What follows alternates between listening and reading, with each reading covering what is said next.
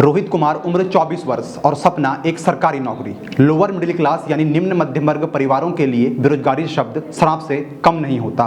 क्या आप जानते हैं लगभग 3 करोड़ 30 लाख नौजवान काबिलियत के बावजूद आपके देश में बेरोजगार बैठे हैं। नमस्कार, मैं भास्कर। आप देखना शुरू कर चुके हैं ट्रायंगल्स मीडिया की खास रिपोर्ट जमीनी बात। भारत दुनिया भर में 8% बेरोजगारी दर के साथ 5वें स्थान पर बैठा है। CMIE यानी centre for monitoring Indian economy के आंकड़ों के अनुसार मार्च 2023 में भारत में बेरोजगारी की दर बढ़कर 7.8% हो गई थी। वहीं मार्च के महीने के दौरान भारत के शहरी क्षेत्रों में बेरोजगारी दर 8.51% तक पहुंच गई थी। देश की स्थिति देखें तो पता चलता है कि कैसे ये जख्म नासूर बनता जा रहा है। बीते सालों में वर्ल्ड बैंक की रिपोर्ट ने भारत को लोअर इनकम वाला देश बताया था। 2020 में एक भारतीय की औसत आय लगभग 1,35,000 रुपए दर्ज की गई थी। CMIE द्वारा जारी आंकड़ों के अनुसार हरियाणा में 37%, जम्मू और कश्मीर में 32%, राजस्थान में 31% और झारखंड में 17% बेरोजगार हैं। पाकिस्तान, जिसकी दुनिया के सामने कोई बिसात नहीं बची, उसके पास भी भारत की तुलना में कम बेरोजगार हैं। इस तरह रोजगार के मामले में भारत पाकिस्तान से भी पीछे खड़ा दिखता है। वर्ल्ड ऑफ स्टैटिस्टिक्स के अनुसार पाकिस्तान में बेरोजगारी दर 6.5% है, जबकि भारत में 7.8% है। यानी भारत में पाकिस्तान की तुलना में 1.3% बेरोजगारी ज़्यादा है।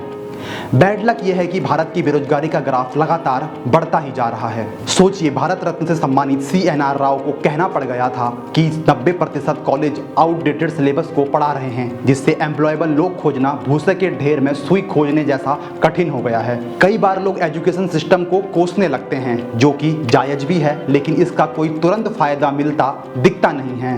अब आप भारत में जन्मे हैं तो इंटरनेट ही वरदान है, जिससे नई स्किल सीख कर आप बेहतर बन सकते हैं। ये कोई क्वांटम फिजिक्स जैसी कठिन बात नहीं है।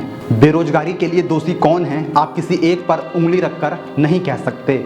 सरकार और एजुकेशन सिस्टम की तमाम खामियां तो हम पहले से जानते ही हैं, लेकिन युवाओं को भी और गंभीरता से इस विषय पर सोचने की दरकार है। गुजरात से राज्यसभा सांसद रामभाई मोकरिया ने बेरोजगारी को लेकर कहा था कि आसानी से घर के लिए कामवाली और ऑफिस के लिए चपरासी नहीं मिलते और लोग देश में बेरोजगारी खोज लेते हैं। इस हैरान करने वाले बयान से आप समझ ही सकते हैं कि सरकार बेरोजगारी को कितनी गंभीरता से समझ पा रही है। निश्चित रूप से एजुकेशन सिस्टम और सरकार को मिलकर कोई महत्वपूर्ण फैसला निकालना ही होगा, तभी कुछ बेहतर होता दिखाई देगा। साथ ही सरकार को समझना होगा, शिक्षा चुनाव से अधिक गंभीर मुद्दा है। इस रिपोर्ट में इतना ही।